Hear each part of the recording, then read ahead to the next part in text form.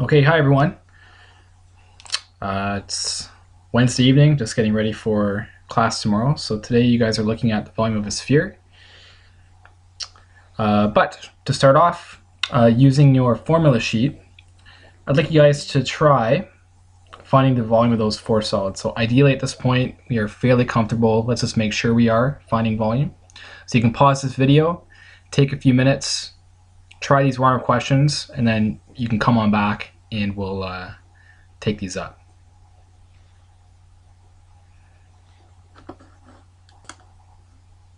Okay guys, so we're back. Take up those warm-up questions. So A, fairly straightforward. Volume of prism, length times width times height. I use 5 and 5 for my length and width. 22 is my height. Cylinder volume, fairly straightforward. Radius is 9, height is 22. Pretty nice formula to use.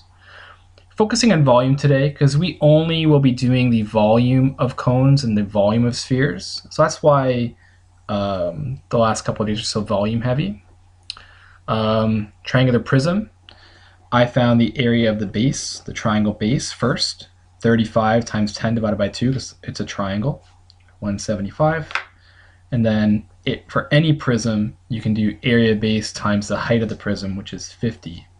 To get the volume. Alternatively, some of you guys may have used this formula from your formula sheet, B times L times H over 2, where B is the base of the triangle base, L is the height of the triangle base, H is the height of the prism, connecting the two bases together. And then you guys have just learned about cones. On Tuesday, we developed this formula, how it's just like a pyramid. So it's like the circular prism, i.e. a cylinder, pi r squared h, but divided by 3. Works out to about 314 centimeters cubed. So today we're doing the volume of a sphere. Now what I want you guys to think about is the following scenario. So we've got a sphere, and it doesn't matter what its diameter is, but I just, for this little explanation, so imagine it had a diameter of 6 centimeters. And if we could like poke a hole in there and it was hollow, I could fill it with water.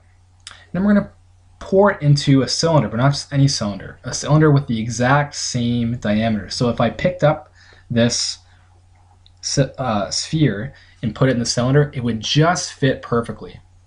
And also, this cylinder has a height of 6 centimeters, meaning the sphere would not just fit horizontally, just fit in there, but the bottom of the sphere and the top of the sphere would just fit in the cylinder. So the sphere fits in there perfectly. What fraction do you think would fill up with water if I poured the water from the sphere into the cylinder? Would it fill up a half? Would it fill up a third? 2/3?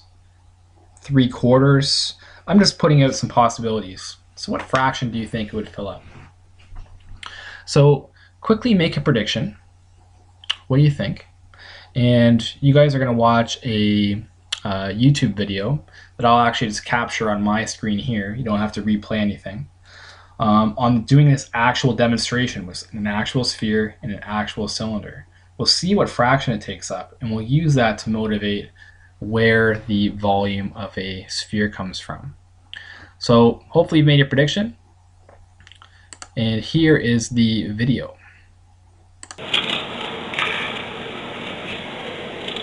There's our cylinder. There's our sphere.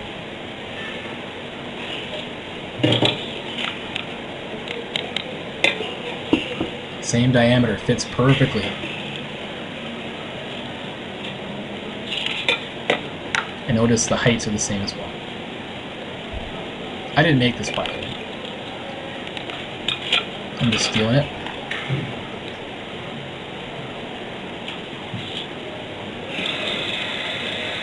So that sphere is hollow. He's going to fill it with water and then pour all of that water into that cylinder.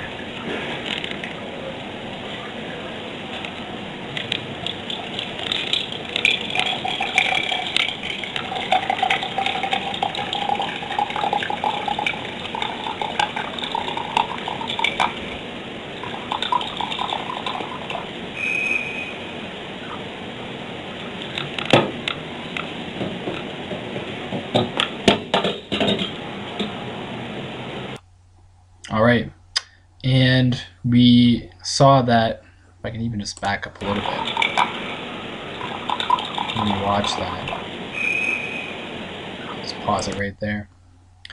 We have filled up 1/3, 2/3 of the cylinder. Interesting that exactly 2/3 would be filled up. And that would work with any sphere and cylinder that are related, they have the same diameter, same height. So let us summarize that. So if you predicted 2/3, then you are correct. So what does this mean? This means that the volume of our sphere is exactly 2/3 the volume of our cylinder. I'll just use CYL for short. But we know the volume of a cylinder.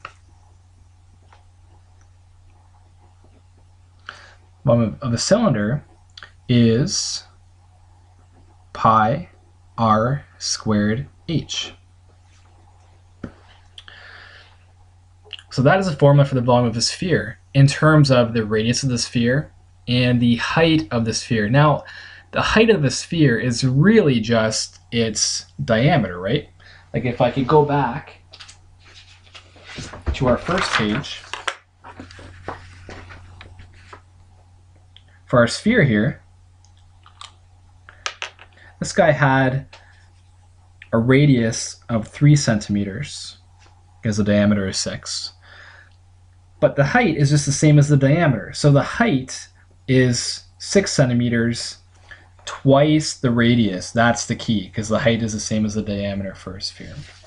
So that formula works just fine, except a sphere, the only really defining dimension is its radius. So I'm just going to take our formula here and replace the h with twice r, because the height is twice the radius, because the height is the diameter. And simplifying this a little bit, 2 times 2 is, well, I'll just actually go right to our formula here. So for the volume of a sphere, 2 times 2 is 4. We're left with 4 over 3. This makes a lot of sense. 2/3, double that, you have 4/3. We have pi. And not only do we have r squared, we now have one other r. So that's like 3 factors of r altogether. 4/3 times pi r cubed. Or, and then you might find this easier to do on your calculators, 4 times pi times r cubed divided by 3. So as you guys work today, you might just you might just need a little help finding how you can do an exponent 3 on your calculator. But ideally, you've been using this calculator since grade 9 and have been practicing. But I know most of you guys bore a calculator. So you might just need some help finding that cubed button or an exponent button. Let's just quickly get used to that, do a couple examples. I'll do one with you guys here. So here we have a sphere of 5 centimeters. Let's see how this works. So the volume for a sphere is 4 pi r cubed over 3. Super easy to work with. We just have one thing to plug in, 5 to the power 3. And this is something that you could do on a scientific calculator all in one step. I'm going to do that. So I did 4 times 3.14 times 5 to the power 3. I like to get my answer, and then I'll divide that by 3. You guys should try it too. So make sure you get about 523.3.